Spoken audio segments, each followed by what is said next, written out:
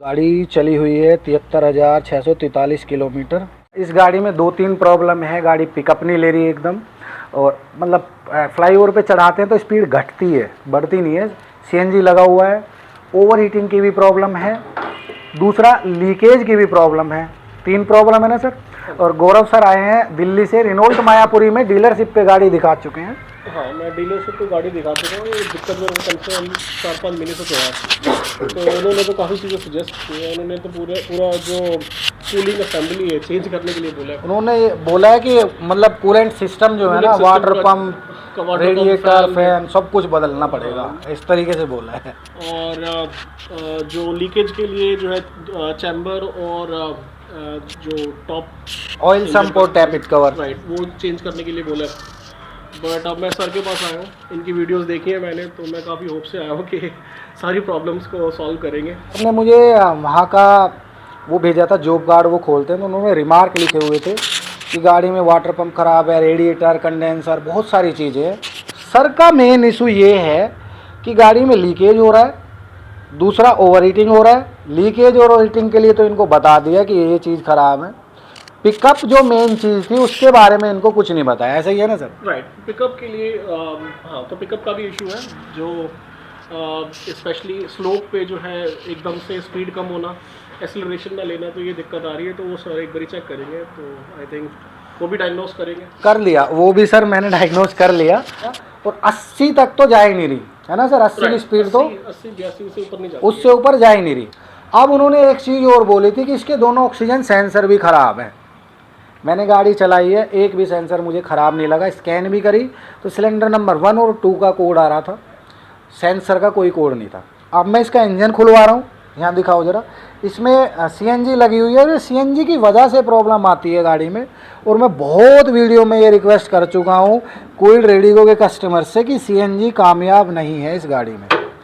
फिर भी कंडीशन ऐसी होती है, गाड़ी डेली की 50 किलोमीटर 100 किलोमीटर चलती है तो सीएनजी की रिक्वायरमेंट होती है। अगर दिन में 10 या 20 किलोमीटर चल रही है तो मैं बस यही बोलूँगा कि मत लगवाओ, बहुत प्रॉब्लम हो जाती है। अब क्या करूँगा, इसका इंजन खुलवा रहा हूँ। ये तीनों प्रॉब्लम, पिकअप की, ओवर हीटिंग की और ऑयल लीकेज की, एक झटके में सारी ख़त्म हो जाएंगी। खोल दिया है टैपिट कवर, और चैन देख सकते हो, ओल्ड मॉडल टाइमिंग चैन है। ठीक है, कोई नहीं, इसको करेंगे, एक नंबर बनाएंगे। इंजन ऑयल निकला है 1 से 1.5 लीटर के आसपास। सर थोड़ा सा और चला देते तो दिक्कत हो सकती थी। असेंबली पूरी निकाल लिया, इंजन खोल के रखा हुआ है। इसमें कचरा देख सकते हो अंदर, ये कचरा जो है ना, ये बनता है गाड़ी के इंजन के सीज होने का कारण। अब सर बता रहे हैं कि 8-9 महीने पहले कूलेंट चेंज करवाया और ये हालत है इस कूलेंट की। अब पता नहीं क्या था वो।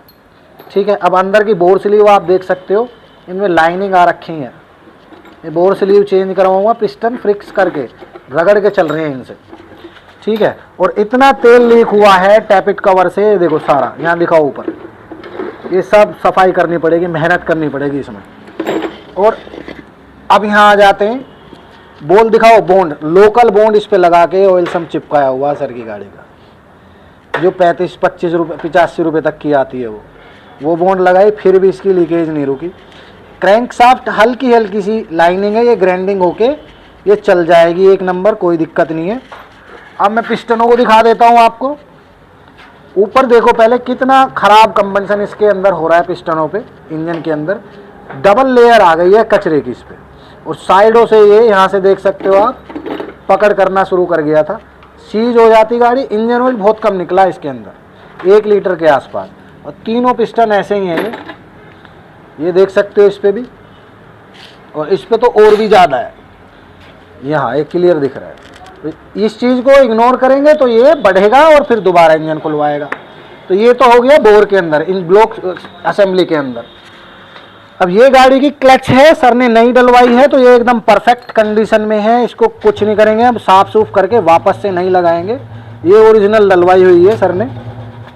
रुक जा बेटा, अभी रुक जा। मैन ऑयल सील है, ये लीक हो रखी है। ठीक है, इसको हम रिप्लेस करेंगे।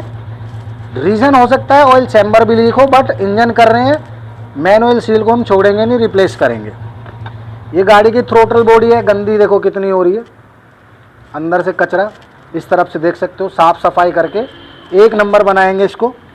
अब इग्निशन कॉइल है ये, देख सकते हो कोई किसी हैंसिंग करके नाम लिखा हुआ है। जितनी भी मैंने कॉइल वगैरह डाली है सब में हिताची की होती है, ठीक है, हिताची की ओरिजिनल होती है, ये रही हिताची, ठीक है ये। और ये पता नहीं किस कंपनी की है।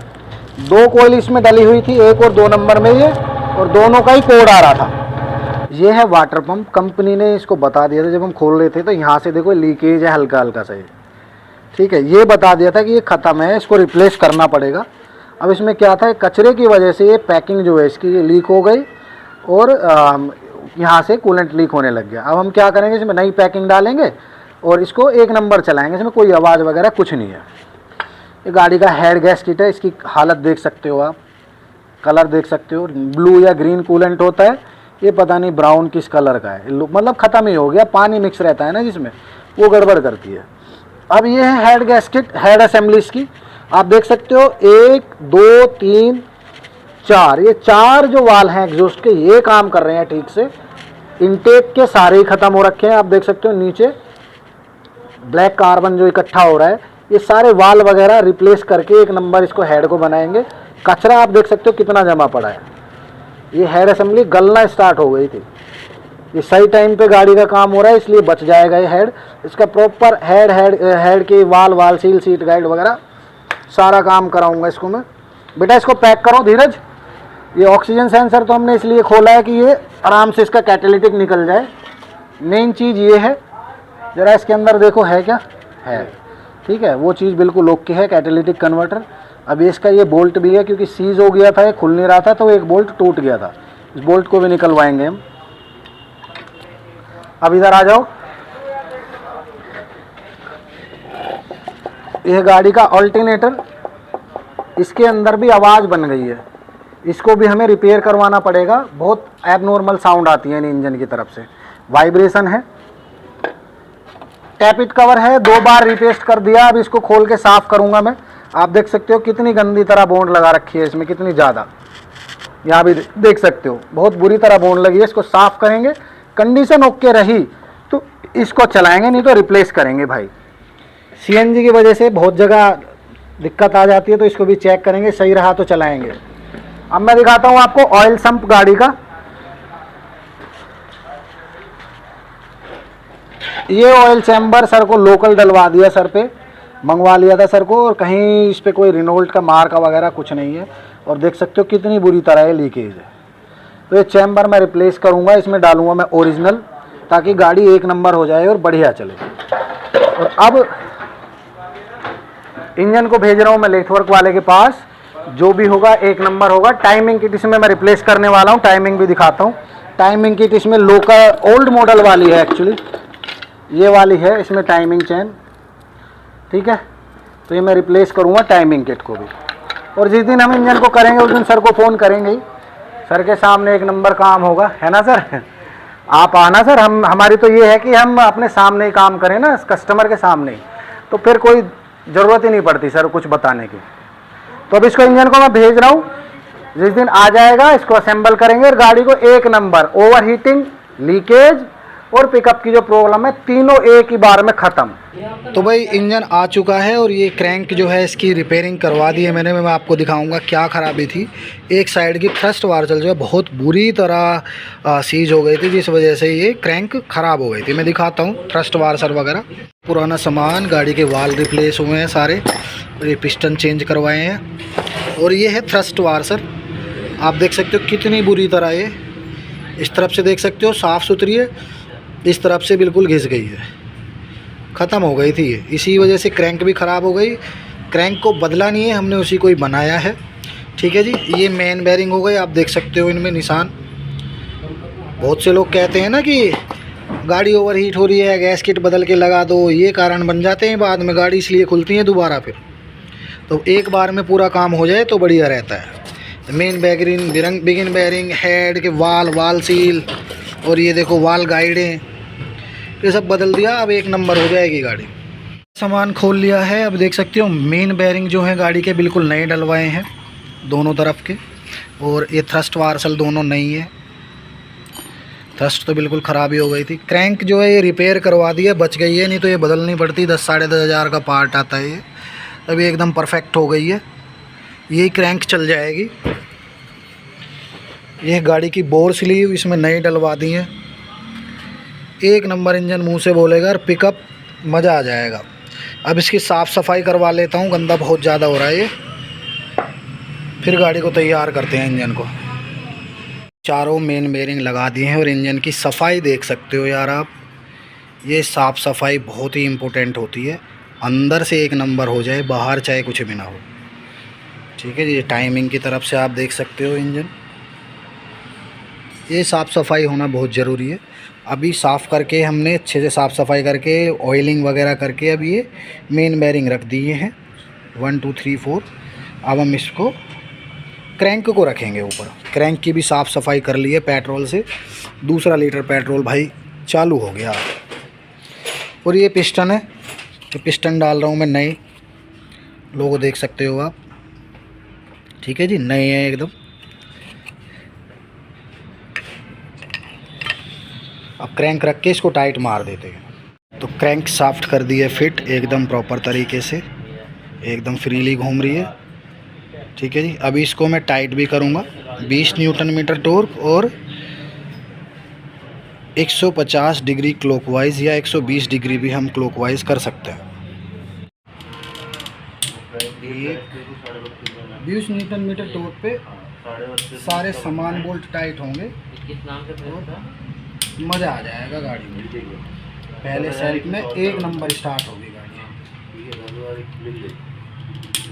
सारे बोल्ट ऐसे ही टाइट करने हैं 50 डिग्री टूल से, और क्लॉकवाइज टाइट कर देंगे, फिट हो जाएगा। अब जैसे ये काम हो गया है इसका, तो इस टॉर्क रेंज को लूज करके रखना है वापस से, वहीं पे नहीं छोड़ना, ये ख़राब हो जाता है नहीं। अभी देखो क्रैंक एक नंबर से है, एक नंबर से है। यहाँ सुनाओ बाबू, साउंड सुनाओ ज़रा, और ले लो आगे। ये थ्रस्ट का फ्री प्ले, इससे पता चलता है थ्रस्ट एकदम बढ़िया टाइट हुई है और क्रैंक एकदम बढ़िया टाइट हुई है। तो अब इसको डिग्री टूल से और टाइट कर देते हैं, फिर आगे पिस्टन वगैरह लगाएंगे इसमें। तीनों पिस्टन लगा दिए हैं नए एकदम, देख रहे हो क्या मज़ा आ रहा, चांदी सा चमक गया एकदम। और उधर ले बेटा जरा, देखा तीनों बोल्ट टाइट कर दिए हैं कनेक्टिंग रोडों पे। 15 न्यूटन मीटर टॉर्क और 150 डिग्री क्लॉकवाइज ये टाइट किए हैं। अभी हाफ असेंबली तैयार, मैनुअल सील लगाएंगे और क्लच व्लच लगा के इसको तैयार करके गाड़ी में लगाएंगे। गाड़ी लगा दी है भाई, चलो सील वगैरह लगा दिए। भैया की फ्लाई व्हील जो थी गाड़ी की वही लगा रहे हैं, और क्लच भी वही वाला लगा रहे हैं। नया क्लच था ये, XCD का क्लच है, वैल्यू का भी आता है इसमें। अब ये पूरा कंप्लीट हो गया है, इसको टाइट करेंगे। अब ये इतना हिस्सा जो है गाड़ी में इनमें फिक्स हो जाएगा। हुक असेंबली फिट कर दी है, हाफ असेंबली कंप्लीट करके। अब ये कूलेंट एल्बो भी देख सकते हो यार, इसको भी मैं बदलूँगा। सारा सिस्टम एक नंबर बनाएंगे गाड़ी का। ये तो हो गया। अभी हेड गैस्केट मैं इसमें लगाने वाला हूँ। पार्ट नंबर आप देख सकते हो 572 रुपये। और ये हेड तैयार है गाड़ी का, सफाई देख सकते हो यार। ठीक है जी, अब इसमें मैं आपको दिखाता हूँ पीछे की तरफ।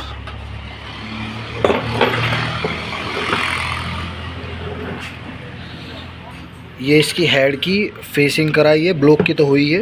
वाल seal, seat guide, proper head का काम हुआ है। एक नंबर पिकअप हो जाएगा गाड़ी का। कैटेलिटिक इसके अंदर ओके है, ऐसा का ऐसा ही गाड़ी में हम फिट कर रहे हैं। चलो हेड गैस्केट रख के अब हेड को रखना है। पार्ट नंबर देख सकते हो, हेड गैस्केट रख दिया है। हेड असेंबली हो गई है टाइट एकदम प्रॉपर। अब इसकी टाइमिंग किट लगाएंगे। ये गियर खोलेंगे पुराने वाले। टाइमिंग किट ये है देखो, नई वाली। लोगो देख सकते हो, न्यू टाइमिंग किट के लोगो हैं ये, मतलब स्पॉकेट हैं। ये टाइमिंग चेन, और ये एग्जॉस्ट की केम है, केम की गरारी है, और ये इनटेक का है, और ये क्रैंक वाला गियर है नीचे वाला, और ये टाइमिंग एडजस्टर। ये है मेन चीज़। ये अब अपडेट हो गए हैं, इसीलिए टाइमिंग चैन की आवाज़ आती है और कभी कभी क्या होता है टाइमिंग चैन उतर के इंजन को फेल कर देती है, वाल टकरा जाते हैं पिस्टन से।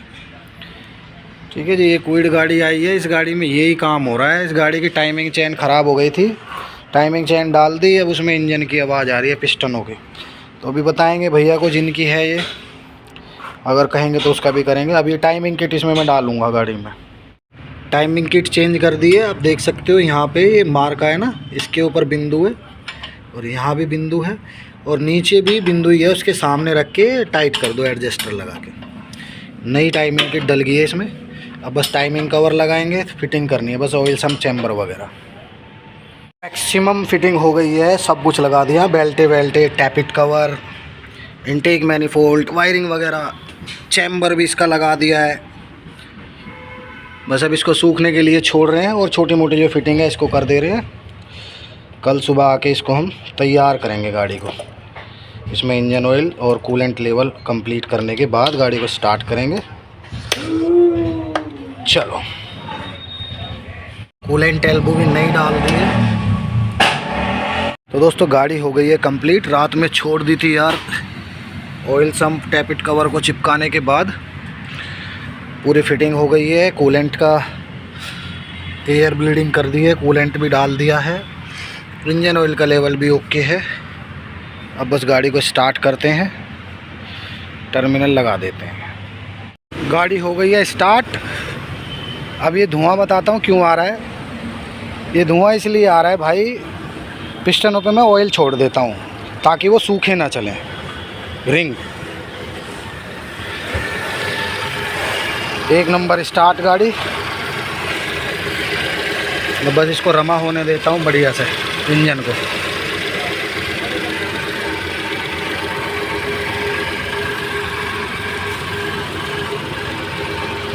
मीटर में कोई चेक इंजन लाइट, अभी तक कोई चेक इंजन लाइट नहीं है। कभी कभी होता क्या है ना, कैटालिटिक कन्वर्टर जो है वो ख़राब हो जाता है अगर मिसिंग में या वैसे चलाते रहते हैं ना। तो ये कैटालिटिक जो है इसके अंदर मैंने दिखाया ही था आपको, वो मटेरियल अगर चोक हो जाए तो उसकी लाइट आ जाती है 100-150 किलोमीटर के बाद। तो अभी इसको रमा करता हूँ पहले इंजन को, फिर देखते हैं। कूलिंग फ़ैन चल के बंद हो गया है और करेक्ट 99 डिग्री सेल्सियस पे बंद हुआ है, एकदम परफेक्ट। कहीं से कोई लीकेज नहीं है, देख सकते हो नीचे। अगर इंजन ऑयल गिरता तो यहाँ टपकता। वो पीछे हल्का सा पानी इसलिए पड़ा है, कूलेंट की ब्लीडिंग की है, देख सकते हो ये भरा पड़ा है तो ये गिरता है अच्छा लग के। लेकिन इंजन ऑयल कहीं नहीं है भाई, बहुत बढ़िया सेट हो गई गाड़ी। अब 10-15 बार और फ़ैन चलाऊंगा खड़ी गाड़ी में ही, फिर रोड टेस्ट करेंगे गाड़ी का।